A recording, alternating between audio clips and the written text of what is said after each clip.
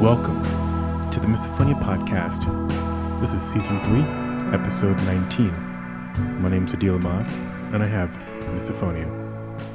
This week, I'm speaking with Daniella, an artist in Santa Cruz and someone who now in her 70s has known she's had misophonia going back to the 60s. It's always interesting talking to one of our older members of our community to get a sense of how misophonia awareness has changed over the years, and also all the coping tips picked up along the way.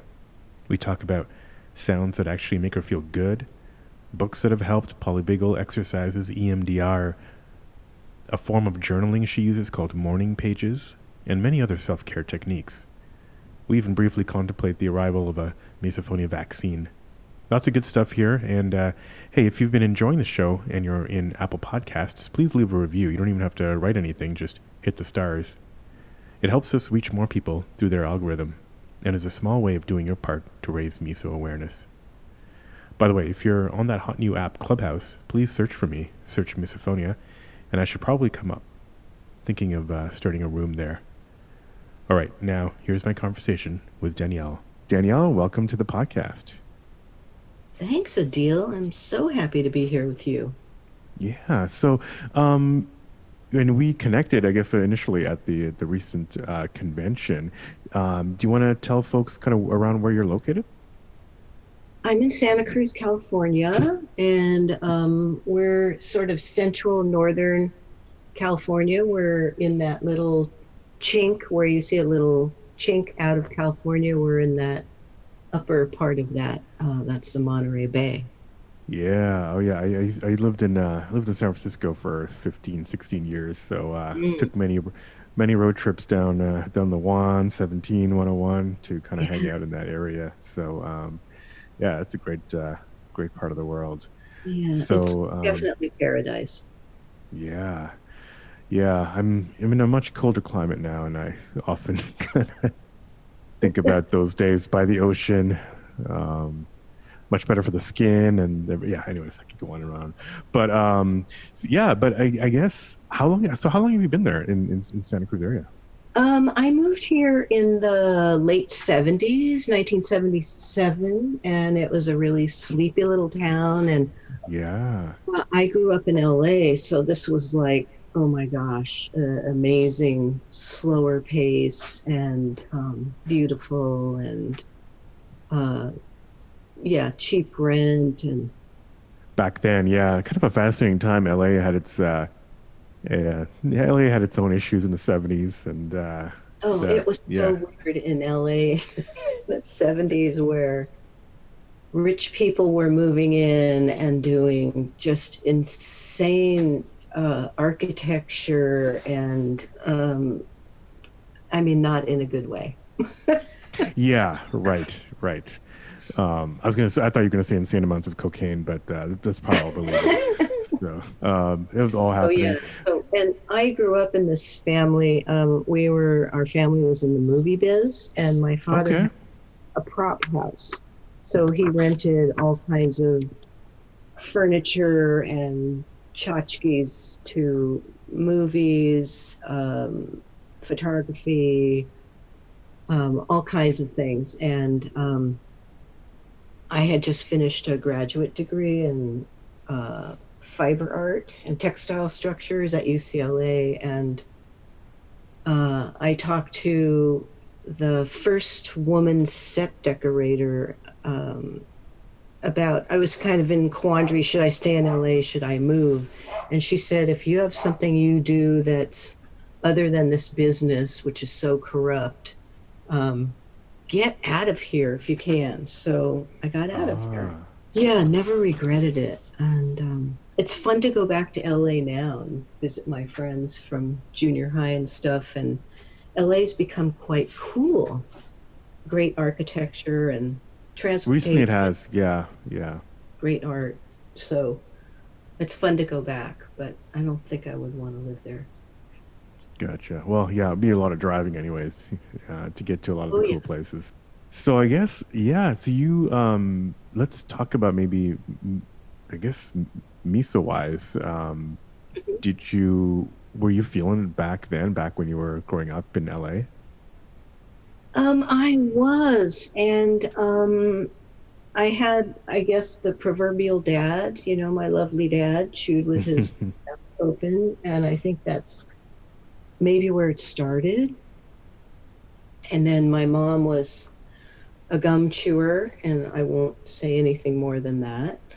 Uh, Yeah. so I think that got me going, and I noticed it mostly in college. There were um, incidents and that triggered me, and my my roommate, who was my best friend in junior high and high school, we became roommates in college, and every night she would take out a box of Chips Ahoy, which are chocolate chip cookies, and Yeah. proceed on those, or an apple, and I would start yelling at her. Poor thing. Oh my Yeah. gosh. And now we laugh about it, because I know what the story is and have Yeah. come out to her about it. But oh my gosh, that was torturous. And I had teachers that, this is hilarious. I had an Italian Renaissance art teacher who had these leather shoes, and he would stand at the slide projector and shift his weight from one to the other, and the shoes would make this sound that I couldn't stop focusing on. Yeah.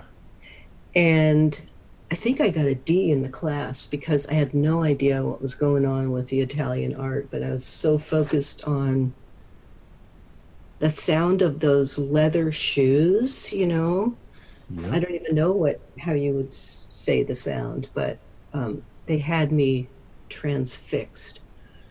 Um, so I had a professor that smoked and was very nasal, a lot of throat clearing, that kind of stuff. Yeah, so right. So that's the other thing. Like back then, it wasn't just gum that was in the mouth. Everyone was smoking, so there was all Yeah, kinds of everywhere. yeah, which is its own visual trigger, I'm sure. Luckily, we don't have to deal with that, but I would imagine people Yeah. were And probably smoking was cool when I was young too. That was another thing. It was always on TV and stuff. yeah, So it was cool, but something about the nasal throat clearing. Ugh, yep, ugh. yeah. No, that exacerbates the throat issues, and that's a huge trigger for a lot of people, including myself. Yeah. Luckily, the '90s cleared that cleared that mess away somewhat. But So actually, yeah, I've noticed there are sounds that I get so much joy out of, on the flip side of this, like yeah. Let's hear that because we don't hear enough of that. people walking on pebbles, or the sound of footfalls on, I don't know, stones or pebbles. We have a tree in our neighborhood, a pine tree, and it leaves these segments of the pine cone itself is more like a rose shape. And Hmm. when those petals come off and they're on the sidewalk and you walk on them, they do this beautiful crunch. And it's completely joyful to me, whereas people crunching chips make me want to jump out of my skin. And I just go, wait a minute, can't I translate that love sound to the other that triggers me? Why, like, where is the magic between those two things? Yeah. Have you thought Um, about that? Do you think it's like if it's coming from somebody, your brain assumes that that person is out to get you kind of thing. Whereas if it's just nature, it's an inanimate object that's, you know, I don't know. not I was living. thinking it's foot versus mouth, hoof and mouth. Okay. I don't Yeah, know. it's another angle. Yeah. I don't know. I'm working on it. But I'll tell you some things that have helped me a lot. And that one is coming out to people about it, including my grandchildren who are 5, 8, and 12, and telling them I have this thing and it makes me sensitive to sounds, and also telling my stepchildren and their spouses, and referring to the movies and articles that I've read. And so it makes me feel less crazy to, that saying we're only as sick as our secrets. Yeah. So telling people that I have this thing has helped me not get over it, but it seems to have lessened it a little bit for me. Yeah. When did you start telling people? Because obviously you told your college friend in a kind of a more confrontational way back in the, I guess, the 70s. Did you start to tell people when you realized it had a name recently? Yes, and when I found out it had a name, and I read an article in the New York Times, and it was something like, "This popcorn sound is making me crazy." Yeah, I think that was the one back in, yeah, 2009 or 2011. I know the one you're talking about. That was definitely a And watershed moment. oh my gosh, and it was like, oh my God, the other people have this, and there's a name for it, and I'm not completely wackadoodle crazy. Well, yeah, I am wackadoodle crazy, but I thought I was the only one that had it or have it, which I've heard in so many of your interviews with people, that just to know that there's a community, and I'm not alone. That's made a huge difference for me. Um, Another thing that's really helped, I've been reading, I'm in recovery. I'm in a 12-step program called ACA, Adult Children of Alcoholics and Dysfunctional Families, which my parents were not alcoholic, but I don't know if do you know of any functional families in this country? Yeah, those two words are kind of an oxymoron together. Anyway, I've been in that program for about 4 years, and have read all kinds of fabulous books that have helped me immensely. And one of them is called Complex PTSD from Surviving to Thriving. And the author is Pete Walker. And in it, and on his website, he has these list 13 practical steps for helping yourself manage an emotional flashback. And I can give you the link, and maybe you can put them in your show notes or something, but it's basically grounding yourself in the present and saying, I feel afraid or I feel angry, but I'm not in danger. Say to yourself, I'm having a flashback, or in this case, I'm being triggered. Um, Remind yourself, I feel afraid, but I'm not in danger. Um, Speak reassuringly to your inner child. Da da da da da. So there are all these um, things that can help me ground me in the present and know that I'm not being attacked, or I don't have to flee or any of that stuff. So that's been a huge help. Another Yeah, book that, that's really interesting. The especially what resonated was the I feel afraid, but no, I'm not in danger. I think that's what a lot of us kind of the sensation that we have when we're in our fight or flight is like maybe part of our brain feels very afraid, even though we're not in danger. That's yeah, an interesting parallel. Yeah. yeah, but we're being tricked into thinking Right. we're Tricked. in Exactly. Yeah. danger. yeah, racing heart, blah blah blah. Um, Another really great one is The Body Keeps the Score by Bessel van der Kolk.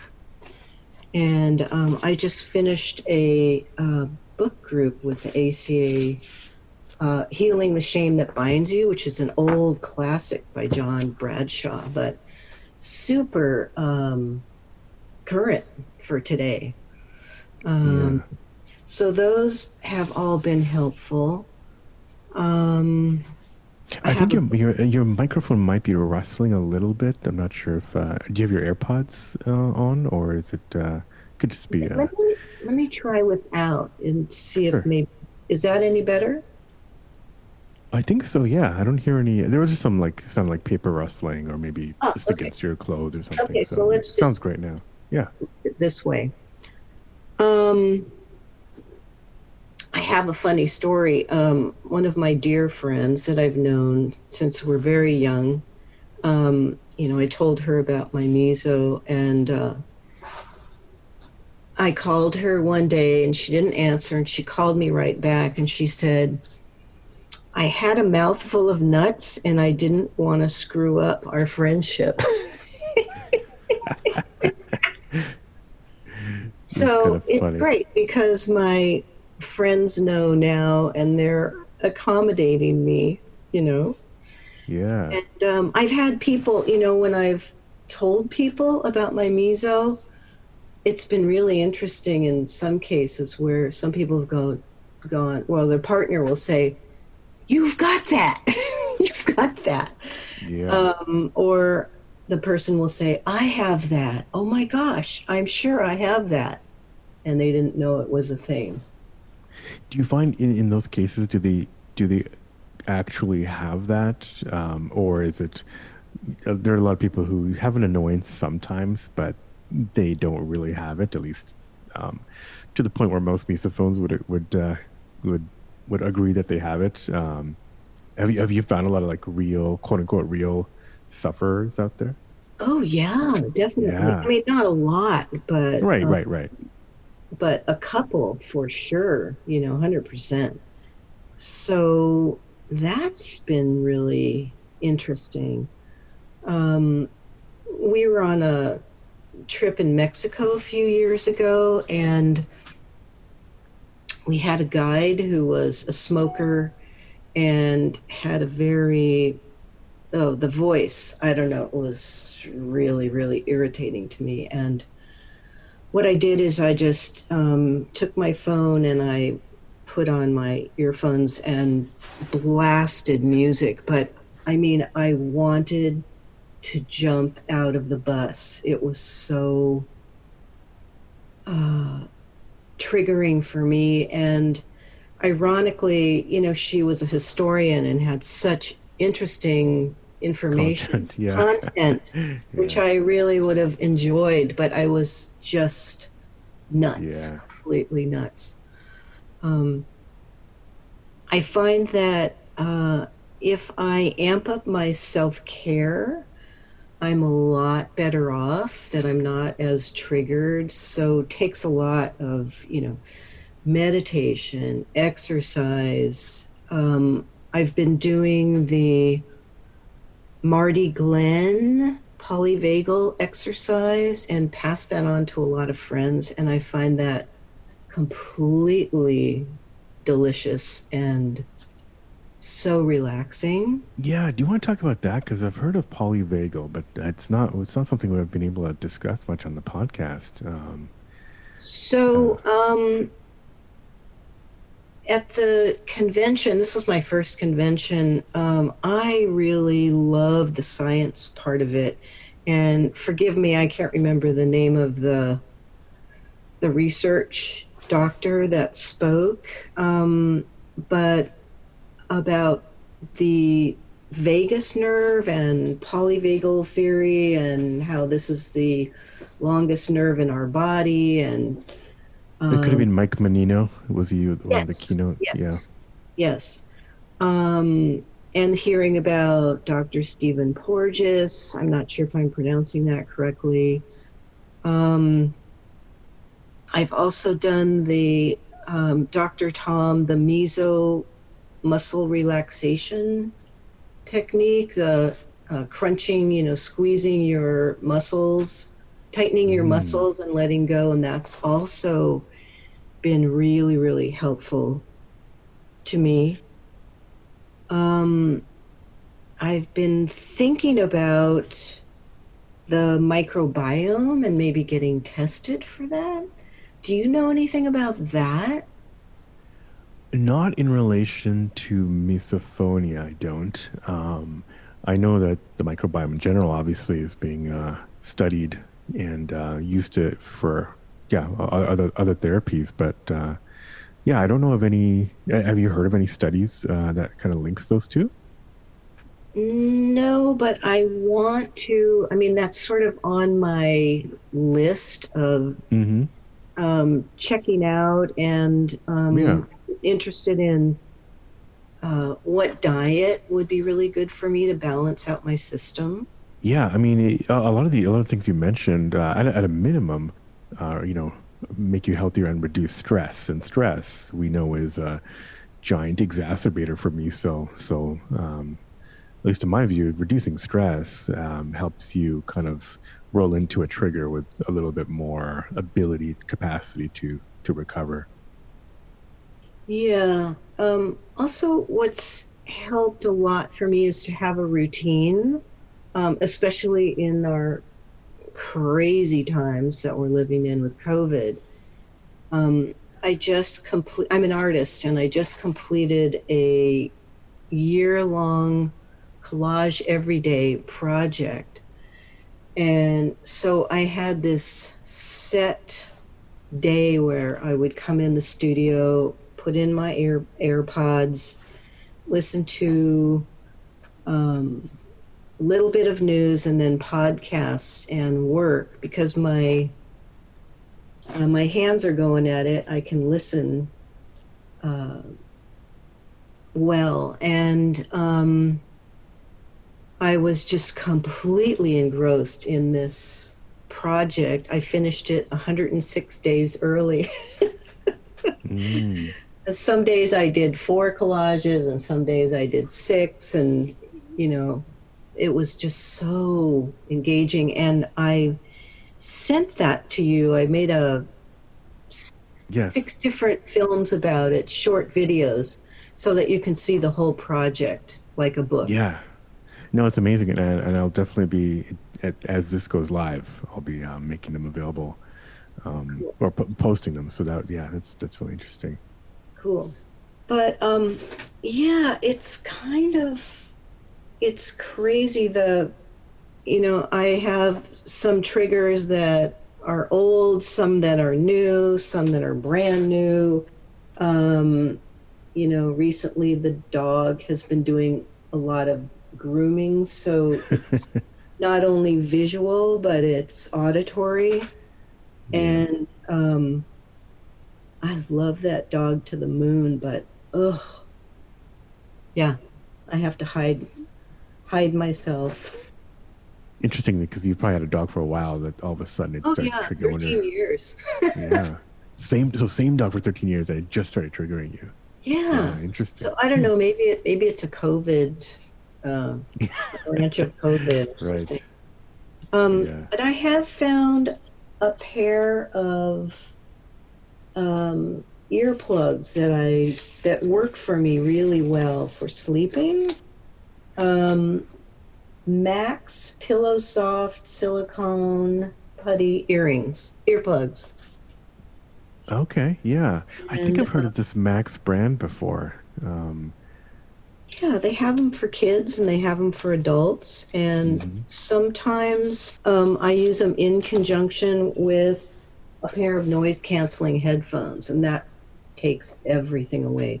Yeah. Those You're two pretty things much together. deaf at that point, except for whatever you want to pump into the headphones.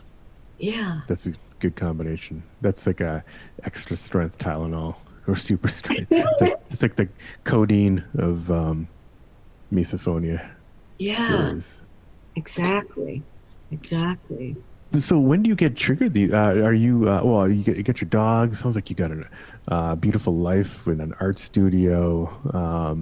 What are kind of and do you live with your? I mean, I'm assuming probably if you have grandkids, your kids are living elsewhere. Are you? So no, so this is a wild story. So a little over 5 years ago, I was in my pretty big, maybe 1,000 square foot art studio, um, doing tiny artwork with and reading Atul Gawande's Being Mortal.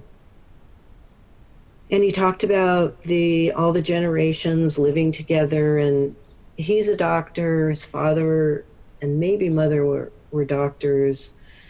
His father was dying of cancer, and he was just talking about in India how all the generations live together.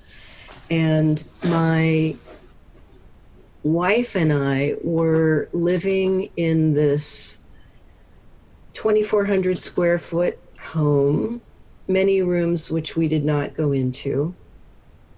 Our middle son and his wife and two kids were bursting out of their house and expecting a third. And we were running over there and doing a lot of childcare. And so, and Kim, my wife, and I were always talking about we want a window seat, we wanted this, we wanted that, a loft. So I thought, what if we turn my art studio into everything that we want? Because we're in our 70s and we want to get rid of things. We're done acquiring stuff. And we give the big house to our kids. They move in. We do childcare. We have a family compound. Blah blah blah. So it's taken us a little over 5 years, and Kim and I have what we call our hip granny palace, which is everything we want, a beautiful, modern 800 Yeah. square foot that we live in. Then I have a little pop up shed, which is 10 by 12 feet in the yard. And it's basically a one tush studio. And so I have a place where I can go to and be alone. And it's complete with fittings for a hammock so I can lay down and take a nap in the afternoon.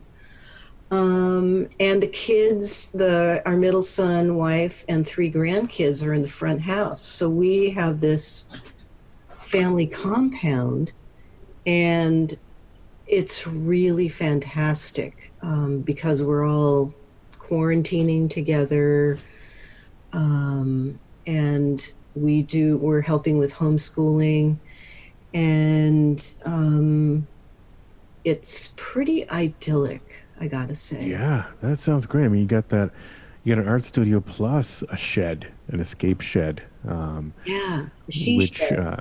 yeah, she shed, which I'm assuming, it's quite it's a bit of a misophonia escape as well at Mm-hmm. times. Yeah. Everything escaped. Oh, beautiful, beautiful. Yeah. And the hammock too. Oh man, yeah, I've got a hammock, but it's like, it's like a 2.5 season hammock because we got severe winters over here. So, Oh yeah, yeah. indoor hammock. Yeah, Oh, indoor but hammock. Yeah. Oh, I should just do that too. Yeah. and for pandemic, I bought all the kids. Well, everybody in the family, all my stepchildren, the grandchildren. I bought everybody their own hammock. So Nice. and we got a Yeah. ping pong tables and we got a little pool. So we're set. And this is the family that you told them a while ago. So everyone knows that you have misophonia. Oh yeah. I'm curious. What was the reaction of the different age groups here? Five going up to your kids and your I in-laws. think I think the best one was the 8 year old, and I know she really listened to me and she looked at me, and sometimes she'll say, "Okay, I'm going to go outside and eat my chips." So they get it. Uh, yeah, I think the 8 year old was the most receptive. Yeah. And I'm curious, did you say you also have a 12-year-old Mm-hmm. granddaughter? Okay, yeah, yeah. Because yeah, this is Grandson and then two. grandson. Yeah, yeah, yeah. It's interesting because that's kind of around the time when, well, I guess between 8 and 12, a lot of people start to notice it. I was curious if you had maybe noticed it in anyone else in your family. I haven't, but I hope that continues. yeah, I hope it doesn't turn up in any of my darlings. Yeah, yeah. You mentioned you and your wife are in your 70s. I don't know if you had a chance to listen to the Lyle episode. He was also actually at the convention. He's also in his, I believe, in his 70s, at least his 60s. Uh-huh.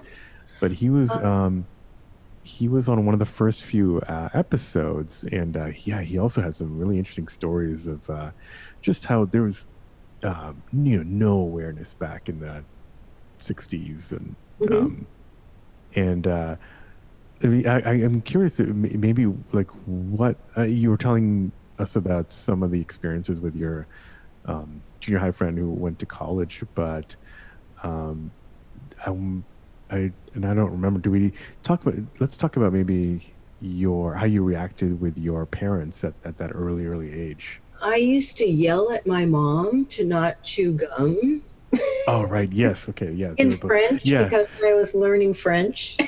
Right. Okay. Ne So what did mâchez you? pas la gomme. The mash pat, yeah, yeah. I'm Canadian, so I know exactly what you're saying. Um, okay, yeah, yeah, right. Okay, so we did talk about at least, yeah, what they were triggering. I'm curious as to yeah, kind of how that dynamic went. Like, did they just kind of brush you off and say, "Think you're crazy"? Because that's kind of what Lyle and other folks I've talked to from who had it from, or, 60 or so years ago would say, because there was no like mental health issues were just not talked about. I mean, it was really that start to come to the forefront from the 70s onward. So must have been pretty isolating. Yeah, well, I don't think I got it, you know. I mean, it didn't stop her from chewing gum, for one thing. Yeah. But not that she was trying to torture me. She just, I guess, Right. enjoyed doing that. Um, and yeah, and with the college roommate, I just feel so bad because I didn't know what it was. I just wanted her to stop. Um, but yeah, I mean, I think when you're growing up, you just accept things as normal and I guess I tried to work around it. I didn't leave the house, but I did get really angry at my mom and let Gotcha. her know. Did you have siblings too growing up? I have a sister, had a sister, but she's 15 years older than me. And so she got married when I was 5 and she was out of the house. Um, Ah, wow, okay. Gotcha. so yeah, but oh, I'll tell you a funny story. Yeah. It's not really meso, but it's a little OCD where, so my sister had her first child when I was 8. And for the child's first birthday, my sister and I made 87 tuna sandwiches. And in those days, you had white bread and wheat bread, and one was white and one was brown, and like Wonder Bread kind of bread. And she taught me how to make a tuna sandwich and to spread the tuna to the very ends of the bread. And so to this very day, every time I make really any sandwich, I think of my sister and spreading that, making sure every part of that sandwich, that bread is covered. I think it's a little OCD, don't you?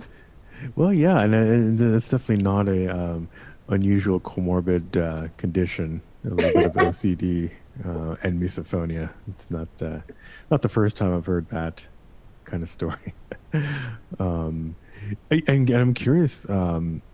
Yeah, so so you're practically kind of an only child for Oh, definitely. at home. Did when you got out into the, I'm curious about kind of your work experience after you left LA. Were you ever like in a kind of an office environment where you're like working closely with other people? I have had many jobs during my lifetime. I've done a lot of art commissions for public buildings, but when those weren't happening, then I would take a job, in an office Yeah. kind of setting. And I don't remember any being triggered by any office situation the way I hear people being triggered now. So no, and I don't know if I have a mild form of meso or I don't know, just different because I've heard many people who um, are triggered in many ways and many environments. So, Yeah, I mean, it's really there isn't really a strict definition, I guess. But if it's, I mean, you know, if you have that fight or flight situation or sensation, I know some people who just have it from crunching and not really anything else. uh-huh. In an office environment these days, there's so many open offices that there's sounds coming from everywhere. So I know before that, the trend was definitely more. Um, individual office rooms. So much Yeah, easier to close the door and get away. yeah. I did work at the university at UC Santa Cruz, and I did have my own office. So that was pretty There you wonderful. go. Yeah, that's Um, great. Your little yeah. she shed at work. Um, yeah, that's nice. And did I'm curious about your art commissions. Is there anything around Santa Cruz that people would know about? Any giant sculptures or paintings? No, no giant sculptures or paintings. We have an award here called the Rydell Award, a fellowship of which I am a recipient. And we have shows at the local Museum of Art and History. Um, but that's nothing permanent. I do have things like Bonaventure Hotel in LA, some giant tapestry, and not sure if it's still up. That was in the 70s, and I have a feeling they may have changed decor. Yeah, Uh, right. but I am at this point, I've done this project. It's 365 pages that are each 11 by 15 inches, and they're collages, and they're sewn after the collage dries. Then I zigzag stitch them together. So it's pretty interesting where front and back are interesting. So you can see on the back side just the stitching, and it becomes like an architectural drawing. So what I'm doing now is looking for a venue like a hospital or a hotel, if they're still building hotels, I think they are, where this could be displayed. It's something like 345 running feet, Mm-hmm. and to show it front and back. So that's kind of what I'm working on right now, is finding a venue for that. And so do you find does your miso kind of get into your artwork at all? Like do you use it to express misophonia or maybe just to kind of like use it as kind of an outlet? I do a lot of designing of patterns. My background is in textiles, and I also design stencils for a company. And I, the meso, I think, comes out in repetition. Um, is my guess. I don't draw literally, the sound is driving me crazy kind of thing, or Yeah. my hands on my ears, or I'm more abstract, more influenced by architecture patterns. nature. So I think literally to discover misophonia in my work, not so much, but maybe in terms of repetition of form or pattern. Right, right.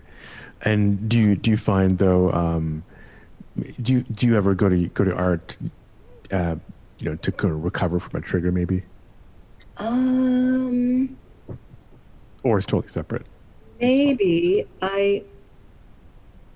mm, I don't think so. More Yeah, like move, take a walk, be out in yeah, nature, uh, is more helpful to me in that trigger moment than doing art. I think it's more of a body. I want to move my body. yeah. Okay. So it's literally kind of a flight situation, maybe not Oh literally in yeah. the air, but Oh yeah. yeah. Yeah. At this I like point, since getting your whole out of here. family knows, yeah, I mean, I'm imagining since your whole family knows, you can basically just get up and go, and everyone will be like, "Yep, okay." Just got No, to put no, on my mask and get out of here. yes. Oh, right. Yeah. Yeah. Speaking of that, I mean, how has kind of quarantine and quarantine life been for you? Speaking of masks, I mean, a lot of people are saying that masks have been pretty good for hiding potential visual triggers. Quarantining, being stuck at home with a lot of people has its pros and cons. Sounds like you have a nice situation with multiple little escape hatches. How's it been this year? No, Have you noticed a change? um, it's been up and down. Like in the beginning, I loved it because I'm one of these introvert extrovert kind of people. Yeah, yeah, And I was just going, oh my gosh, I get to stay home and do my work. This is like the best thing that's ever happened to me. Um, and then fatigue of that, and then just wanting to go to a store and, wanting to be around friends and wanting to hug my friends and not let go. And um, I don't know. I feel okay right now. I'm kind of resigned to it.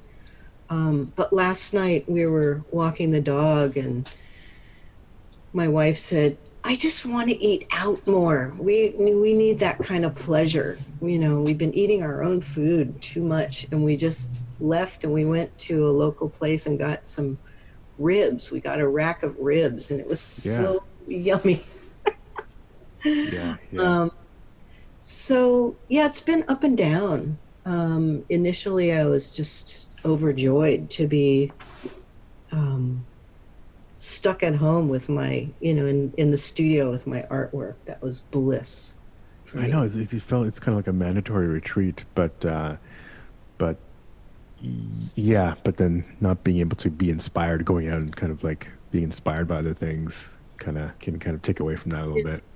Yeah, I would. And early on, I would like put on my mask, go out every day, lay there in the afternoon, and I'd go hill climbing in our neighborhood to get my cardio going. And then take a lot of pictures of flowers or Hmm. nature, and that was really gratifying to me. So I got my endorphins going, I got my aesthetics going.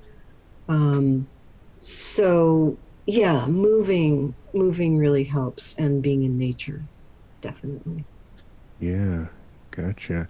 Have you over the years have you ever gone to see like a professional like therapist or audiologist about your miso?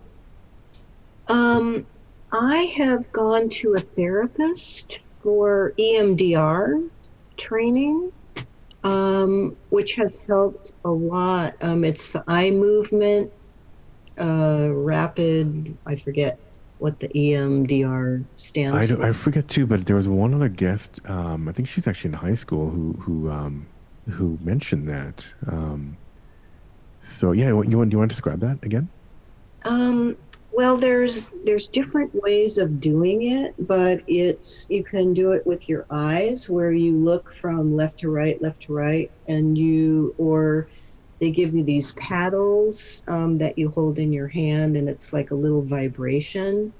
And there's something about the movement between maybe it's the two sides of your brain that um, calm you down. Mm-hmm. And so I've done that. And I've also taken Rescue Remedy, which is a Bach flower concoction, which helps calm me down as well. Is it like a tea? It's like a tincture. Okay. So Okay. it's suspended in alcohol, and they might have it without alcohol for people who can't have alcohol.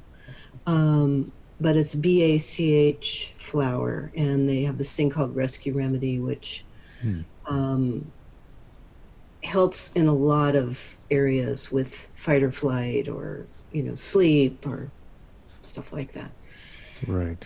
Um, yeah, done therapy for many, many, many years. Not currently.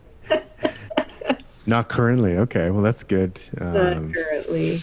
It's not because you've given up. It's because you're in a better Oh, place, no, maybe. no, And no, no, no. yeah. No, but you know who has become one of my latest greatest heroes is Brene Brown. Oh my gosh. I listened to her podcasts, and she is just brilliant. She's about shame and vulnerability, and oh, so good. So good. Yeah. Takes a And village, a deal, you know what I'm saying? yeah. No, and you've got a little one there, and it seems like everyone's aware and supportive.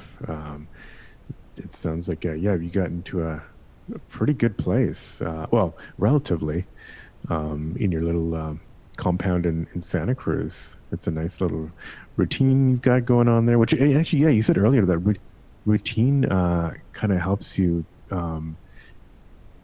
Is it kind of that order? Maybe is it related to a little bit of OCD that it kind of like gives you the more comfort that you're kind of doing the same things? Yes, I think Yeah. that's very true. And I'm a person who has also done morning pages for a zillion years. What is that? You're bringing out all these cool cool things I've never heard of. So, Morning pages. What's that? so there is an author, an artist named Julia Cameron, and she wrote a book called The Artist's Way. And she has these two things that she recommends you do, and one is to get I think they're mainly to get your inner critic out of your life and your head. And one is morning pages are when you sit down first thing in the morning, if possible, and you handwrite three pages of whatever comes out of your pen and your head, and you don't think about it, and you just do those 3 pages, or you just write. And I'm down to 1 page. I don't do 3 pages anymore. But I have a pen fetish. That's another little OCD thing of mine. A pen Like, fetish. oh, I love pens and fountain Yeah. pens, and sometimes I have to find the perfect blue ink. Oh my gosh. So, by the way, my license plate says DWOCD star. What's the okay, your name, right. Okay. Yes. Wow, that's quite the it's quite the owning of the condition. I like that. I should get Miso Man as my as my I bet you license plate. can. There's a restaurant in Portland called Miso Happy, HAPI. Right, right. If I go Miso Man though, they'll think I just drink a lot of Japanese soup, but Right. should probably change that. So anyway, morning pages are 3 pages. It's like a brain drain, and you just let out whatever Yeah. there.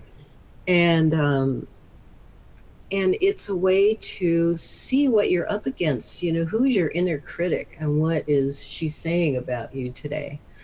And it's really great. And I have done, uh, when the inner critic is in the studio with me, I'll just open the door and I'll just say, I don't need your help today. I'd like you to leave. Or I'll put on headphones if she's blah blahing at me, saying, Yeah. how could you be so stupid? I'll just blast music in there, and drown her out. So that's one thing with Julia Cameron, morning pages, and then I shred them because it's such a bunch of whiny ass stuff. Oh, I was I going to ask you to post them so I can share them. No, just kidding. I shred them and I put them in my artwork. Um, Oh, that's interesting. Yeah. yeah. So, and this project that I worked on, which I called Perfect Pandemic Project. So each morning I'd come in, I'd write a page of morning pages, and then I would cut it in 2-inch strips, which was the alleyways, the frame part of my collage. And so almost each page has morning pages of that day in it. But you can't really read them, because they stop at 2 inches. So you get little bits and pieces. Right.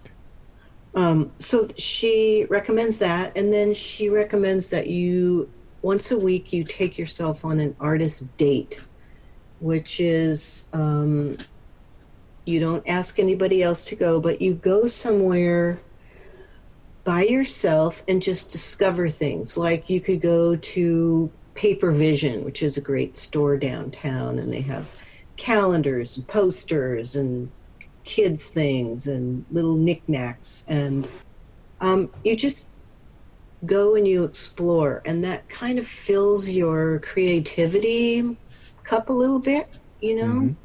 because as artists, we just put out, put out, put out, and you need to put in, to excite your coffers a little bit. Yeah, So, you need to fill yourself up again to and yeah.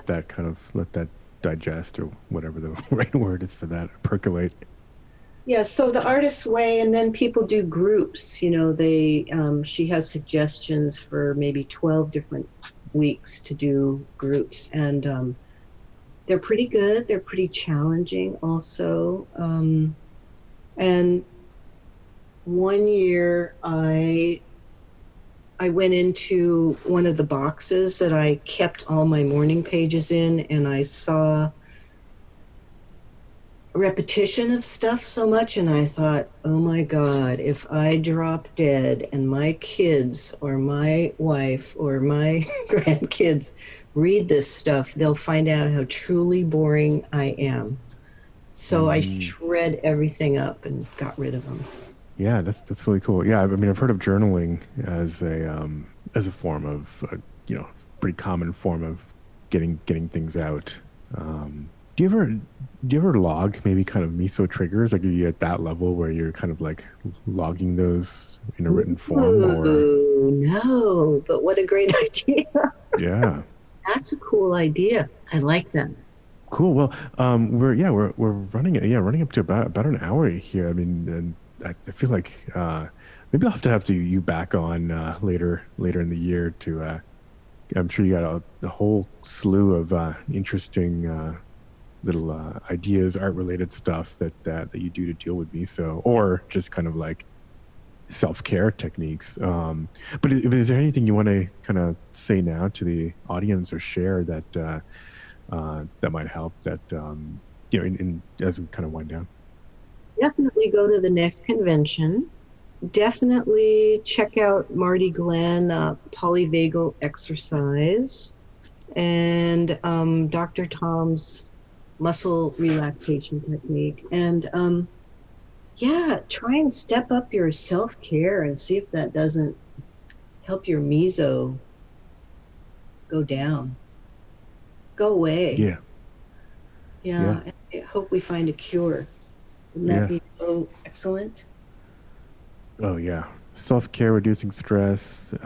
Yeah, just trying those things, which will have other benefits anyways. But I think that could help me. So and while we wait for this a miso vaccine. Forget about this COVID vaccine. Let's have all hands on deck for the miso vaccine. Maybe it'll just Anyways, stop COVID with, yeah, yeah. right. Yeah. Maybe a 2-for-1. Danielle, I want to, yeah, thank you for coming on. You shared a lot of really interesting stuff that I don't usually hear on the show, unorthodox stuff. So it's great to hear about your experiences, especially going back to the 70s and beyond. Well, thank you so much, and thank you for doing what you're doing. It's just such a great service for so many people. Thank you, Daniela. So many great self-care ideas in there, and should inspire all of us to look for our own. I also hope you're enjoying your Shida, Daniela, in Santa Cruz as I'm sitting here in negative temperatures. I wish I had my hammock up. If you're enjoying the shows, don't forget to leave a little review in Apple Podcasts. Hit me up on Instagram or Facebook at Misophonia Podcast or Twitter at Misophonia Show. Music, as always, is by Moby. And until next week, wishing you peace and quiet.